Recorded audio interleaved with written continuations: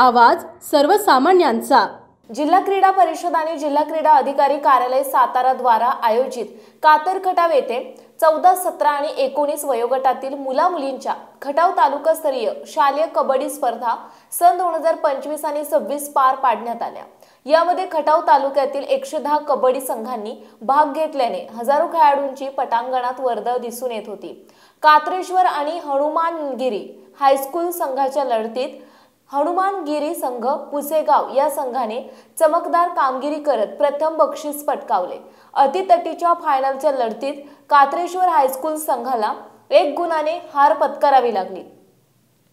कात्रेश्वर high school कातर खटाव येथे 2 दिवस झाले तालुक्यातील मुलं-मुली खेळाडूंच्या गर्दीने शालेय पटांगण गजबजून गेले होते। प्रत्येक चुरशीचा कबड्डी सामना प्रेक्षणीय होता। सामने पाहण्यासाठी गावातील भागातील मान्यवरांनी आवर्जून हजेरी लावली होती। प्रत्येक सामना 10 ते 12 मिनिटात पार पडत होता। सर्व सामन्यांना शाळेतील चिमुकली मुलं-मुली टाळ्या वाजवून आणि ओरडून आपापल्या संघांना पाठिंबा दर्शवित होते। चुरशीच्या फायनलच्या लढतीत दुर्दैवाने 1 गुणाने कात्रेश्वर हायस्कूल संघाचा गेम हुकल्यामुळे चमकदार कामगिरी करणाऱ्या संघाने नाराजी व्यक्त केली आणि पुढच्या वर्षी तयारीनिशी मैदानात उतरण्याचे आश्वासन कॅप्टन ओंकार माने यांनी दिले। पुसेगावचा हनुमानगिरी संघ सुरुवातीपासून तयारीनिशी आणि आघाडी घेत होता। चिवट आणि चपळण्याच्या जोरावर झटपट गुण पदरात पाडून घेत असल्याने विजय प्राप्त करून घेतला। अशा तऱ्हेने काही पंच आणि कोच यांच्यातील किरकोळ वादाने गालबोट वगळता कातर खटाव कात्रेश्वर हायस्कूल येथे खटाव तालुकास्तरीय शालेय कबड्डी स्पर्धा 110 संघ आणि हजारो खेळाडूंच्या उपस्थितीत शांततेत पार पाडण्यात आल्या। यावेळी मुख्याध्यापक संजय यादव, क्रीडा शिक्षक सुहास शिंगाणे, संतोष कुंभार सर, सर्व शिक्षक कर्मचारी वर्ग, तालुक्यातून आलेले सर्व आजी-माजी मान्यवर शिक्षक यांचे मोलाचे मार्गदर्शन लाभले। पाहुयात मायभूमी न्यूज ग्राउंड रिपोर्ट। नमस्कार मंडळी, आपण पाहताय मायभूमी न्यूज। आता गेले 2 दिवस झाले खटाव तालुका शालेय कबड्डी स्पर्धा कातरगाव येथे कात्रेश्वर हायस्कूल इथं पार पडलेली आहेत आणि बक्षीस समारंभ हे पार पडलेला आहे आणि आता काही उरलेल्या मुलींच्या कबड्डी स्पर्धा चालू आहेत। म्हणजे शांततेत पावसाने साथ दिल्यामुळे व्यवस्थित कार्यक्रम पार पडलेला आहे। तरी आपण सरांच्याकडे जाणून घ्या, सर काय सांगाल या पार्श्वभूमी कार्यक्रमाबद्दल, कबड्डी स्पर्धेबद्दल? हे 4थं यजमानपद आहे आमचं तालुकास्तरीय शासकीय शालेय कबड्डी स्पर्धेचं। श्री कात्रेश्वर हायस्कूलला हा कबड्डी स्पर्धा आयोजन करण्याचा सन्मान क्रीडा संघटनेकडून आणि जिल्हा क्रीडा अधिकारी यांच्याकडून आपल्याला मिळतो आणि तो आपण समर्थपणे त्या स्पर्धा पार पाडून त्यांनी टाकलेला जो विश्वास आहे तो आपण सार्थक आहे असं आपण म्हणूया।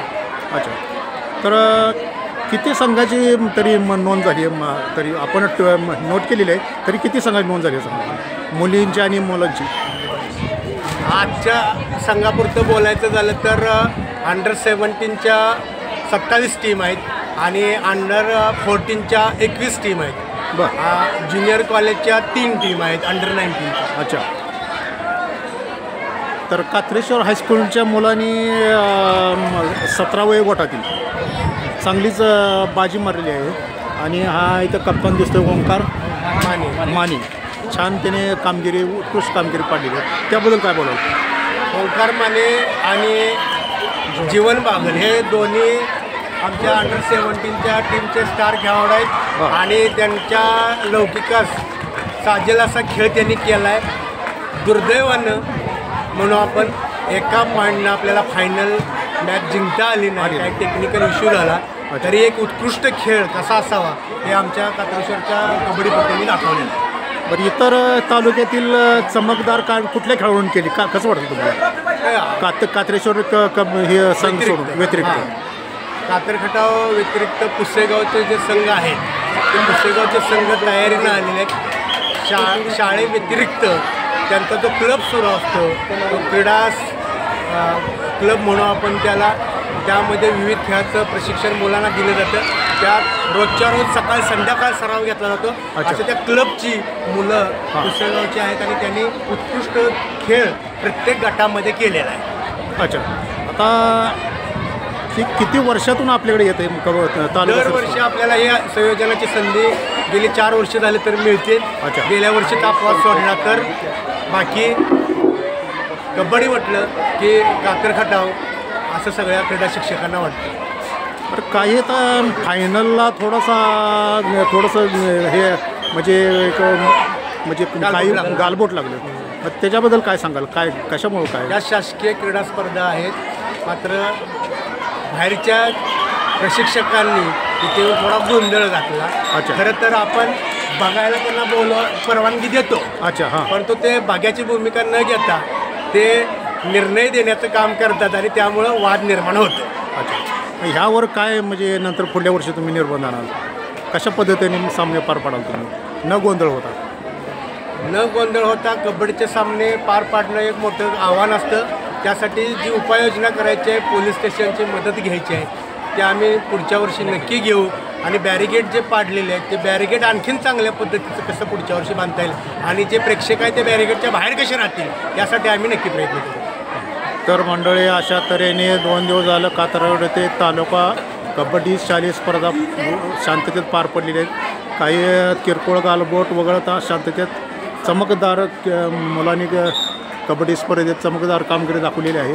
कात्रेश्वर हायस्कूलच्या मुलांनीही चमकदार कामगिरी. तर एक ओमकार माने हा कबड्डी स्पर्धेचा कात्रेश्वर हायस्कूलचा कॅप्टन, त्याने खूप छान कामगिरी. काय सांगशील? खूप कामगिरी चांगली होती. टीमची साथ दिल्याबद्दल सगळ्या टीमवाल्यांनी सगळ्यांची साथ होती. हां. सर आमच्यासोबतच होते. अच्छा. सरांनी पण आम्हाला चांगलं प्रोत्साहन दिलं. हां. एवढंच कात्रेश्वर कबड्डी स्पर्धेचा चमकदार कामगिरी करणारा जीवन बागल आपल्यासमोर आहे. त्याच्याकडून 2 शब्द जाणून घ्या. कशी काय चमकदार काम केलीस, काय वाटत होतं त्यातून? काय नाही, आमच्या सरांनी शिंगाडी सरांनी आम्हाला 2 महिने सलग प्रॅक्टिसमध्ये होतो. त्यांच्या मार्गदर्शनाखाली आम्ही फायनलपर्यंत पोहोचलो. अच्छा. फायनलमध्ये झाली असेल ती चूक आमची पुढल्या वर्षी निस्तारू. बरं, म्हणजे फायनलला तुम्ही किती गुणांनी 2 पॉईंटने तुम्ही एकच गुणांनी म्हणजे तुम्ही जिंकल्यातच जमा आहे. पुढल्या वर्षी तुम्ही चांगली प्रगती करून म्हणजे तयारीनिशी तुम्ही उतरणार स्पर्धेत, असं तुला म्हणायचं आहे. ओके सर, काय सांगाल या स्पर्धेविषयी? 2 दिवस तालुक्याचं स्पर्धा नियोजनबद्ध पद्धतीनं या विद्यालयामध्ये स्पर्धेचं नियोजन केलेलं आहे. अच्छा. आमच्या विद्यालयाचे क्रीडा शिक्षक शिंगाडे सर हां यांनी यासाठी फार मोठी मेहनत घेतलेली आहे. अच्छा. हां. आणि अतिशय नियोजनबद्ध पद्धतीनं सामने चालू आहेत. सामन्यामध्ये मुलं अगदी जिद्दीनं खेळत आहेत. संघर्ष अजिबात बघायला मिळालेला नाही आणि या विद्यालयाचा गौरव वाढेल अशाच पद्धतीच्या या स्पर्धा या विद्यालयामध्ये सुरू आहेत. सर, ते आता सगळे 2 दिवस झालं बॅरिकेड बघतोय, सगळे बॅरिकेड पडलेत. जरा सुरक्षेच्या दृष्टीनं इतर बघणारी मुलं आत येतात, त्याच्याबद्दल काय तुम्ही पुढच्या वर्षी नंतर काय योजना कराल? बॅरिकेड्सचं नेमणूक करत असताना किंवा त्यांनी खड्डे व्यवस्थित मारलेले नव्हते, यावेळेला पुढच्या वेळेला लोखंडी बॅरिकेडची आम्ही व्यवस्था करू. थोडा गोंधळ झाला गोंधळ फायनलला.